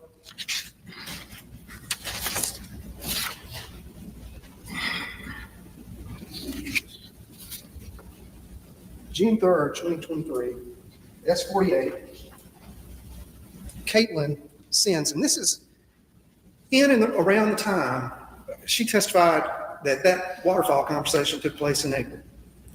And this was sent June 3rd. Thank you, Daddy-O, for making it where I can just take care of our Noah. June 3rd of 2023.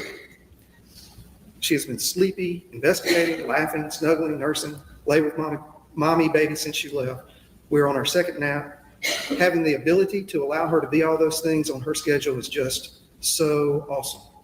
This is the bookend to when he lit the fuse a year before with Assassins, Inc., hiring the talent. And you know what he said in response to that? I mean, does this sound like, to me, this is an admission. It's not a normal response from a father who David Hill says is a good father, and we'll get into that too. No more important use for my life or anyone's. Isn't that weird? Isn't that strange? It only makes sense in the context of the fact that we know that he drug Kirby Carpenter's dead body through the mud.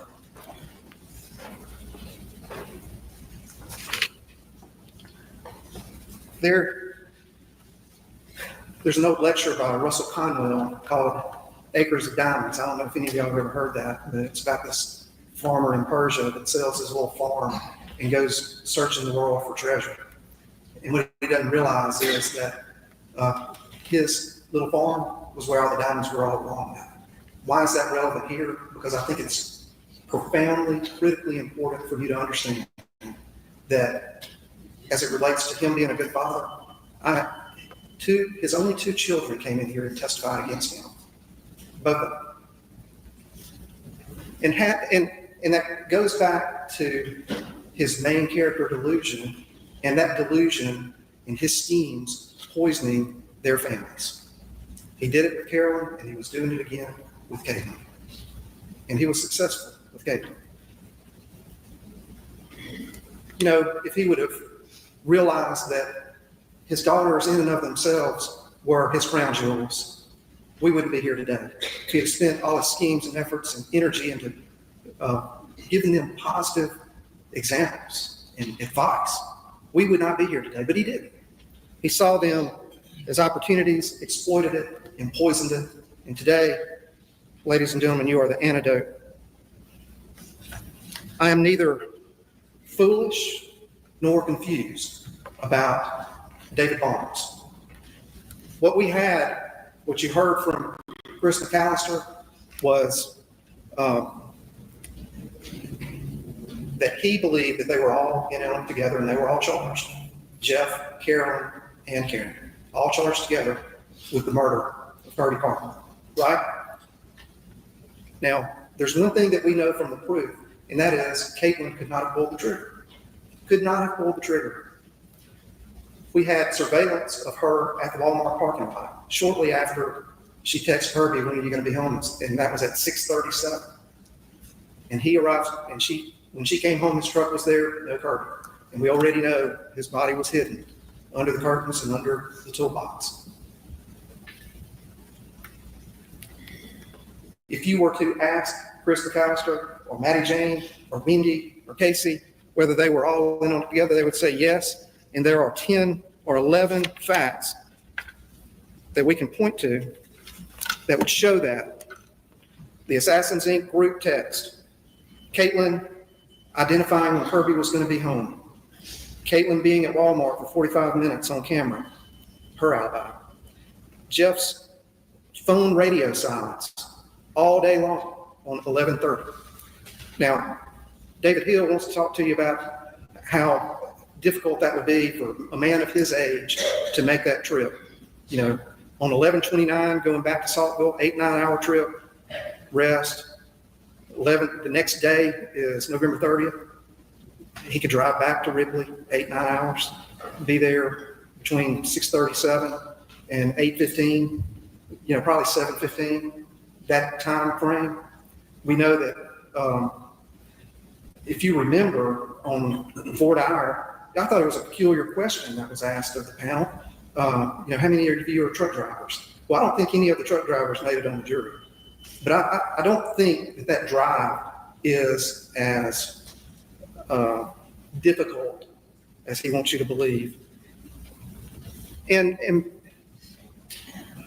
then I think you can add, he made a big deal about us giving this to him on discovery. You know, where's the beef? Where's Karen? Where's the hamburger? You know, there was something really interesting that she said in there. Dad and I are eating hamburgers in a few minutes. He just got up from a good nap. He worked hard today, inside and out. The hound dogs are back on the porch now. And if you remember, he was reading that to you, and he just said, I don't know what that means. Well, Maddie Jane knows what that means, and some of you understand know what that means. That means the hunt is over. Dogs are on the porch. Objection, Maddie Jane hasn't testified about anything. Maddie Jane hasn't testified about anything, and I object to him quoting what Maddie Jane said or what it said. It's not in evidence. Testimony. Well, it's an old expression. Some of you may know what it means too. It's an old expression. Group text, well, actually just between Karen and Caitlin, because as you know, looking in the A1 storage, this man's phone wasn't working that day. Faraday bag. Number 6, Caitlin telling cops a list of people that could have ill will toward Kirby. That was significant to Chris McAllister. That's where all that, who could have done it? It took a year before search warrants were issued. Chris McAllister was working this case doggedly during that whole period of time. There was just nothing there. Nothing led back to any of those people. Complete access to the home. You heard Carolyn's testimony about what Jeff Spence did to their surveillance system in Virginia. He cut the wires, stole the tools, good father. Are you kidding me? They had another camera up there that caught him in the act, caught him cutting through the fence where they had tried to secure it because they knew he'd come back and trespass and start taking stuff. This was the controller. They had been there for 4 months. This was on the mantle on the TV, if you remember. And Maddie Jane, you heard, called Chris McAllister and said, this was behind a bunch of boxes, just thrown off into the back boxes. That was the controller of that surveillance system.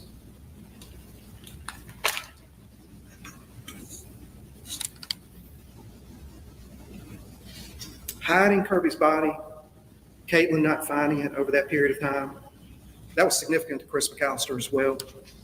You know, it gives just time and distance before you can begin the investigation, first 48, whatever you want to call it. It gave them a head start, gave him the ability to get back to Virginia. And you know what happened when he went back to Virginia? They want to make light of it, but man, that Sheila Howie opening of lockbox. I mean, he's got lockboxes all over the place. And on December the 2nd, almost 2 hours before Maddie Jane's on the phone with Caitlin saying, "Where is Kirby? Nobody's been able to get in touch with him." 2 hours before that phone call to 911, we'll get into that. Jeff Spence is opening a lockbox, 11:40 Virginia time, 12/2/22. And you know what was in that box? A bunch of cash, a bunch of valuables, and then Kirby stuff. Now, this is important. It was important to Chris McAllister. It's important to me. It should be important to you because nobody disputes that Kirby carried that bag around with him everywhere. It had his business that he was doing that day. Wherever he was going, whatever he was doing, it was in that. Mr. Creedmoor is No, I'm talking up here. You see the look? Talk to me up here. Stop. Do y'all see the look on his face when the lawyer interrupted? The look. Hey, wherever he was going, whatever he was doing, it was in that. Look at the face. Mr. Creedmoor is No, I'm talking up here. not in the evidence. Talk to me up here. Talk to me up here. And the judge says, "Talk to me up here. Talk to me up here." Oh, my stars. That's funny.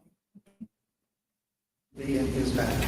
There's no legitimate explanation for why this would be this man's lockbox. No value to him at all, but it is a value to us. And these are receipts. And you can look at the receipt where Kirby would withdraw money from the bank, and it's the same account number as this check. It's Kirby's. You can compare them. It's open. You can open this and look at it. Also in here, there are some empty bands of cash. Empty. The irony is not lost on me that it's Kirby's money that actually paid for the defense. That's highly improper, Judge, and I object to. Y'all come here. Judge says, "Y'all come here. Y'all come here."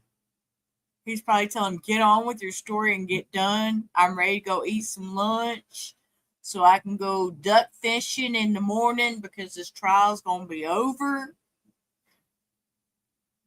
I don't know. He just tell him, y'all get on with it. Quit interrupting him. Let him get I done. meant no offense to Mr. Hill. I think there was money in that account. It goes back to bands that were from the People's Bank in Ripley. There's no legitimate reason for Jeff Spence to have those empty bands in his lockbox. I submit to you that you can come to a legitimate conclusion, and that is that the contents of his bag on December the 2nd, Kirby Carpenter's bag, were dumped in that lockbox. Also, and that's right. Also, you've heard testimony, and you can come to this conclusion too, legitimately, that he carried around a .22 Magnum because of what he was involved in, what he did, and what he protected. And he had on his person .22 Magnum rounds. There was no gun. That is property of Kirby Carpenter that was never found, and I submit to you it's robbery. Whoever killed him, and we know it was Jeff Spence, took that gun and took that bag. And on December the 2nd, when he was opening that bag, he knew that he was going to get a call, that they were going to come back, and that crime was going to be a continuing crime. And you heard testimony from Chris McAllister that during that period when they came back, that Sunday, when they were back, in his Cadillac, they were putting silver coins in the back of that Cadillac. How about that? How about that? Maddie Jane's son killed, Casey's brother, Wendy's brother killed. And what's on his mind? What's he doing? He's taking bags of silver that he had nothing to do with in acquiring and getting and obtaining and working hard and putting it in the back of his Cadillac.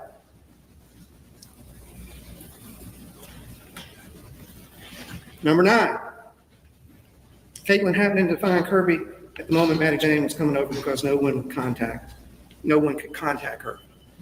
They were Christine, you are right about this. The judge did another trial recently, and the trial ended up as a mistrial, which we will see how this one ends here shortly. They were worried about him, trying to get him. And Caitlin was on the phone, if you remember the testimony about going up to the deer stand and coming back, on the phone with Maddie Jane. She knew something was wrong. I'm coming over. And Caitlin, instead of saying, come over, says, I found him.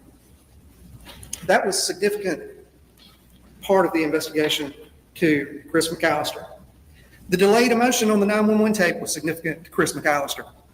Yeah, you know, it records. Y'all keep that in mind when you call 911. It's recording as soon as you dial it. And then the dispatcher answers and she begins to wail. I'm not foolish and I'm not confused about that. The other thing that is in the Saltville branch lockbox are these wheels. These wheels were in that lockbox. They're in evidence. You can look at it. You know, whether they're working together, who lit the fuse. You can see in Jeff's wheel, these were done in December of 2022. You know, and I submit to you that this is a consolidation or consummation of agreement. And I think that would be what Chris McAllister would say.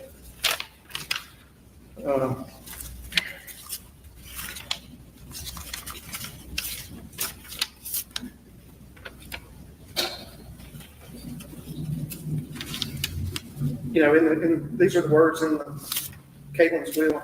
This life has been a beautiful one. Anoa, you are your mother's savage daughter. Under that was significant to the investigation. And all these 10, 11 things suggest they're acting together. And makes you wonder, you know, where Karen is. Alibi. That was what he told you from the beginning. Opening statements. Where's Karen?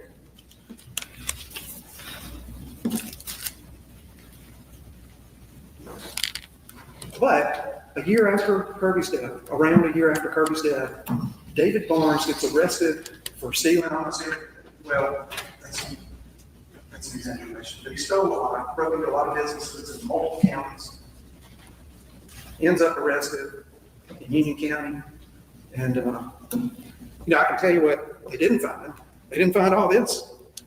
If he had all this, he wouldn't have been breaking into all those businesses. But what he did say was about a conversation that Jeff was there, Caitlin was there, and he gave Chris McAllister enough for an arrest warrant. So the Mississippi boys had enough for an arrest warrant, and the Virginia boys had enough for a search warrant. And that is what led to the check, the receipts, no legitimate reason for him to have. And it led to a gun, 12-gauge shotgun, in his house.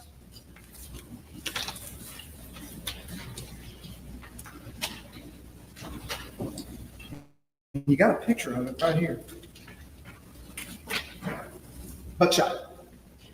I mean, at what point do the coincidences and the circumstances taken all together make it beyond any doubt? And wrapped up and dirt on it. Not only did they drag him through the mud on November 30th, not only did they drag him through the mud today, it was wrapped, put under the bed. Yeah. And I submit to you, I mean, we've all Yeah, 2 minutes, Mr. we heard David Barnes testify. He's burned up on drugs. He's got criminal history that's embarrassing long. Would you find that compelling? Caitlin Spence was given an opportunity. She was given an opportunity to do the right thing. She did it. She took it. she had a conversation with her daddy. You can corroborate that with that text where he says, nothing better for my life or anyone's. That is confirmation that that conversation took place. And that brings us here. The judge has said, you have to use your common sense and sound honest judgment. I'm looking at 500, 600, 700 years of experience collectively among all of you. Together, you'll go back there, you'll find, whoever your foreman is, you'll use that. I think that's what it means. Your life experiences, dealing with family, understanding, what it took for daughters to come up here and take the stand against their own father. And not only that, talk about a good father. What struck me was that David Hill would ask for a court's indulgence. He would go over there and get advice from Jeff Spence on how he can attack them and attack their testimony. And I submit to you that Kirby Carpenter, is well known. He had a silver and gold shop across from the courthouse. Oftentimes, when he tried a case in Tippah County, I'd go over there while the jury was deliberating, and I'd look at his guitars. I'm a guitar player. He had a set of country gentlemen Gretsch guitars, and he had a passion for these things. And Chris McAllister, he didn't have anything on his radar about him being some great drug dealer. He testified to that. And I submit to you that those 4 months, Karen Spence didn't come up here and tell you that she witnessed any kind of domestic abuse. It was full of joy for the birth of another one. And he will never be able to experience the joy of her being young, nor will he have her companionship in old age. I submit to you that we've given you everything that Chris McAllister and the Virginia boys did, and that's proof enough. The totality of the circumstances, I'm neither foolish, I'm practical. Caitlin did the right thing. And she had that conversation with her daddy, knowing that he had killed Kirby Carpenter. And she came in here and told you about it. She raised her right hand and submitted herself to the cross-examination, and Karen did not. She did not come in here and raise her hand because she knew there was a lie. There was a lie, and she did not understand cross-examination or your scrutiny.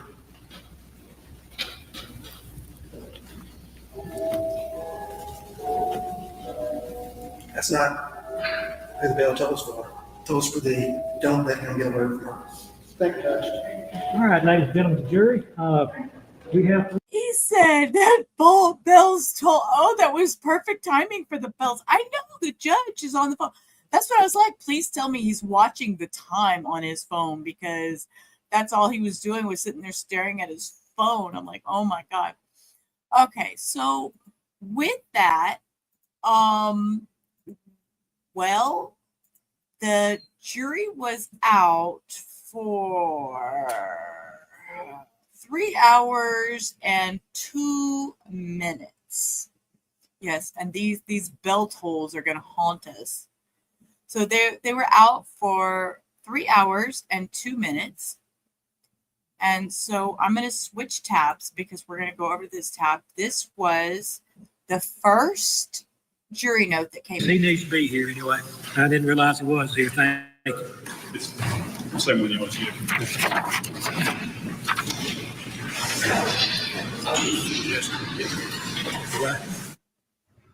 All right, so just under 3 hours, this jury comes back saying that they cannot reach a verdict. You heard the judge there. We don't know the number yet. And then I didn't hear a response from the attorneys as to what. So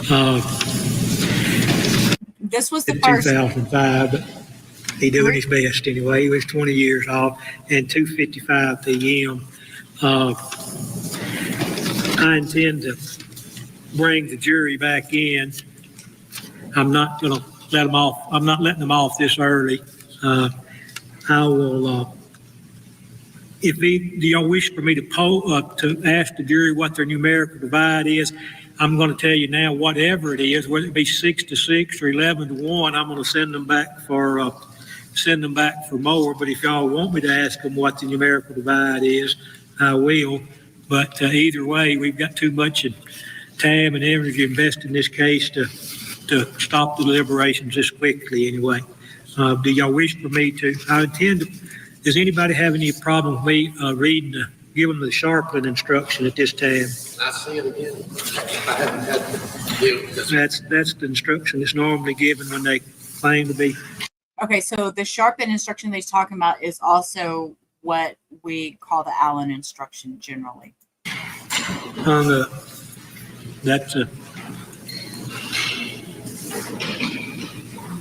So they come back in and he gives them this instruction, and then we're going to flip over and we're going to watch the last of it. Coming out of Mississippi in the plotting parents murder trial of Jeffrey Spence. The clock has stopped, as you notice, at 4 hours and 24 minutes. And our understanding is that the jury has come back after coming back earlier, saying they were deadlocked at 6-6. They've come back again, saying that they are still deadlocked. I'm not surprised, Michael. So that first time they came back was right before 3 hours. Now they're at almost 4.5 hours. So an hour and a half later, they're still deadlocked. I think when we learned the split, 6-6, and the judge made clear, I don't want to know who's voting for what, came back 6-6. I thought that could be a tough one to get a unanimous jury. Yeah, I agree.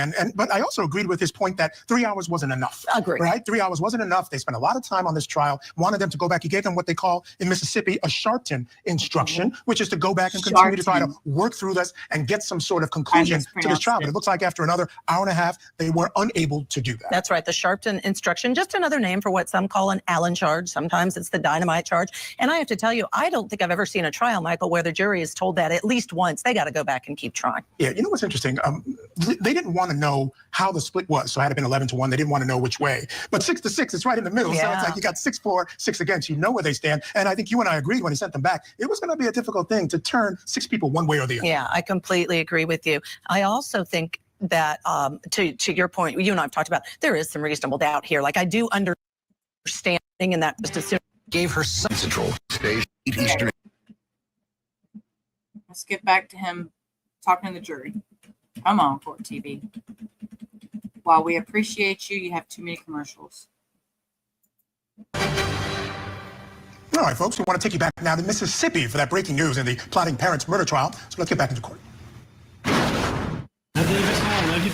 All right, I've received another note from the jury indicating that y'all have still not been able to reach a unanimous decision. I caution you again, don't tell me which side, for lack of better words, winning.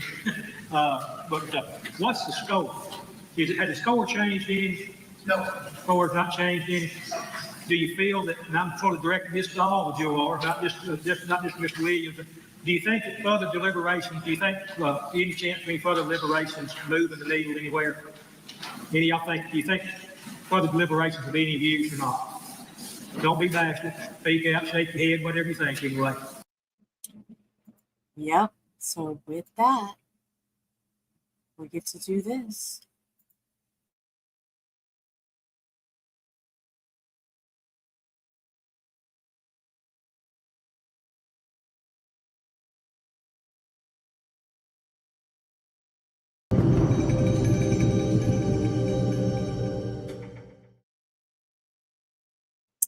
And I believe we're going to have to add one to that list. I see some of you shaking your head no. I see a lot of you shaking your head no. All right.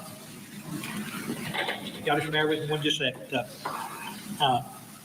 Well, I'm going to let y'all go. I'm not going to send you back if the needle hadn't moved any, and you don't think there's any chance of it. If it was a 10-2 vote, 11-1, 9-3, even maybe 6-6 as far apart as you can get anyway. And I want to say I appreciate y'all's service. We all knew going in this was going to be a tough case. It's going to take some of your time, and it's going to be a difficult case. I appreciate your service. You all be free to go. If you need an excuse for work or anything, you'll stop down in Ms. Nowicki's office and see if they'll give you an excuse. If you want to talk to anyone about your jury service, you're free to do so. If you don't want to talk to anyone about your jury service, tell them you don't want to talk about it. I don't have any reason to think they would persist in asking questions, but if they do, you get in touch with me or one of these court officials, and we will put a stop to it, okay? I don't have any reason to expect anyway you have any repercussions for your jury service whatsoever. But thank you. If you need any work excuse or anything, stop off at Ms. Nowicki's office, and y'all go. Thank you for your service, and y'all have a good evening, okay?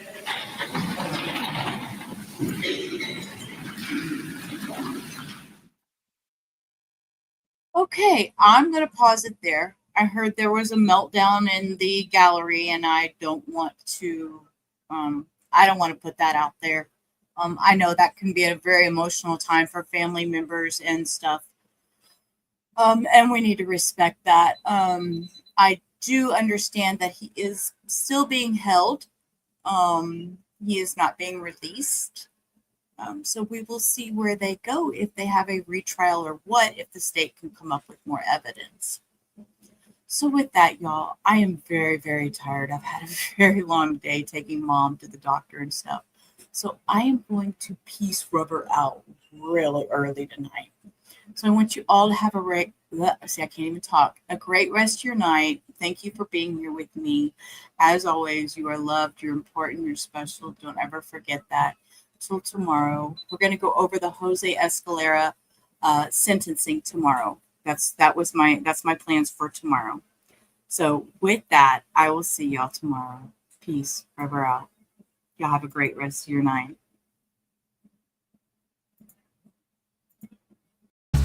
Life's alright.